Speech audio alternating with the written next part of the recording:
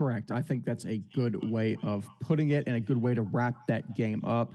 Let us move to a game that has been one of my favorite scripts to write so far for this podcast.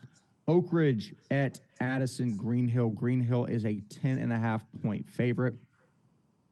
This game is so much more important than we ever could have imagined. This is for a title appearance. There is no chance any of you had those words on your bingo cards we kicked off 2024.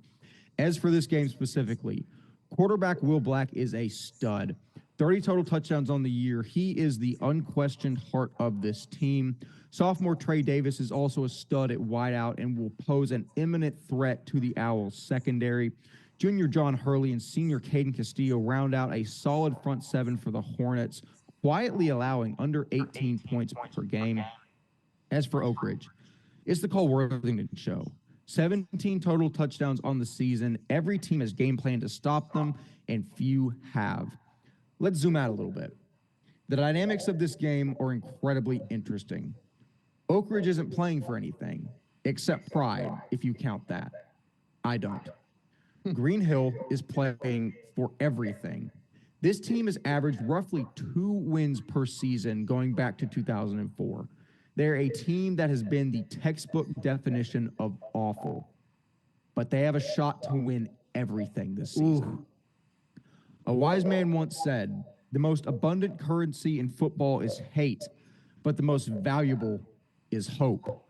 And for that hope, I'm taking the Greenhill Hornets to advance to their first SPC 3A title game.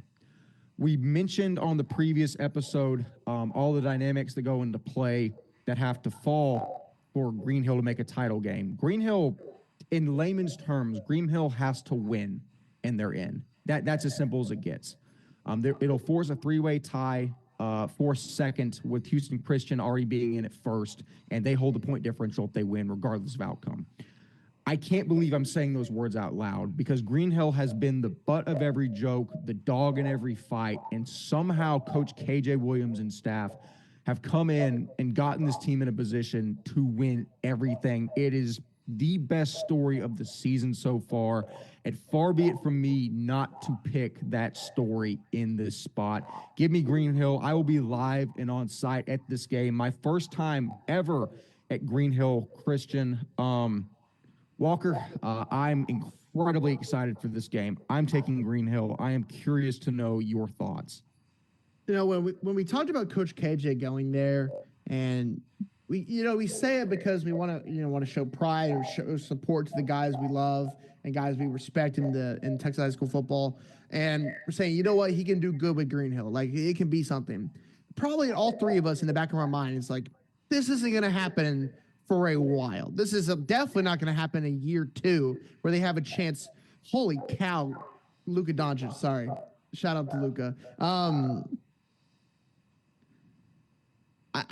I'm just so proud of this team for the buy-in. You see the school, right, doing this whole new weight room and athletic facility. They're putting in money. They're believing in Coach KJ. They're believing in this team to truly be something. They've always been good at basketball over the years, right? They've always had good sports, but it's never been football. And you see the buy-in from these guys, and you just got to believe.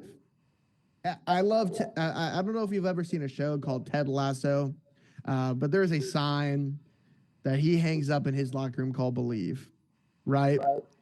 And that is, in the words of Danny Rojas, football is life, and you just got to believe, man.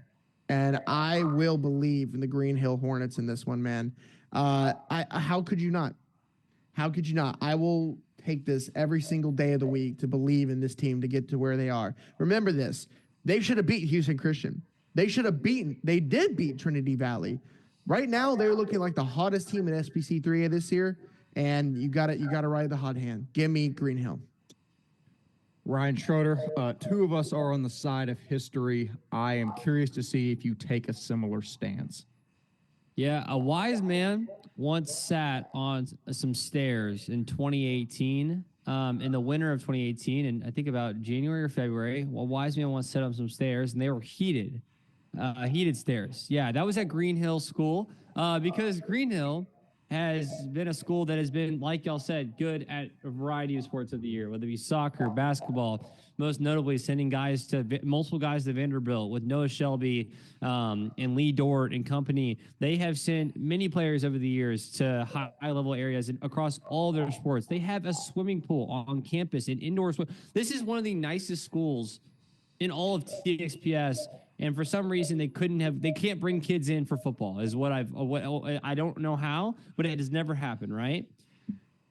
Switch up some coaching staffs and you still go 1-2 first 3 games of the season, right? You lose a heartbreaker to TCA Addison down the street. You get a win against Mercy Culture Prep, and then you lose another one to another Dallas SPC school in St. Mark's.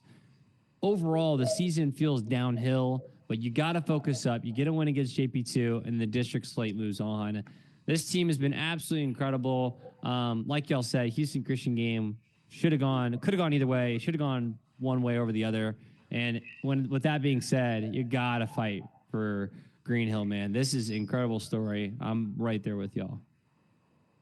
I don't know how you could pick against Greenhill in this spot, not even using any rational logic, just for the storyline. And even in the game, like Walker said, they should have beat Houston Christian and securely been in by now. And I think I honestly think at the end of the day, that early celebration could be the best thing to happen to Greenhill this season, to kind of light a fire under them and maybe propel them to a win in this spot. And then even more motivation, feeling slighted in a potential state championship game. I get chills thinking about it. It would be the story to end all stories if it happens, and we will see how that transpires. Let us move on to our last game to cover. South of Addison, yet another SPC game, one of the best venues in the sport. Kincaid versus St. John's. Kincaid is an 8.5-point favorite at Rice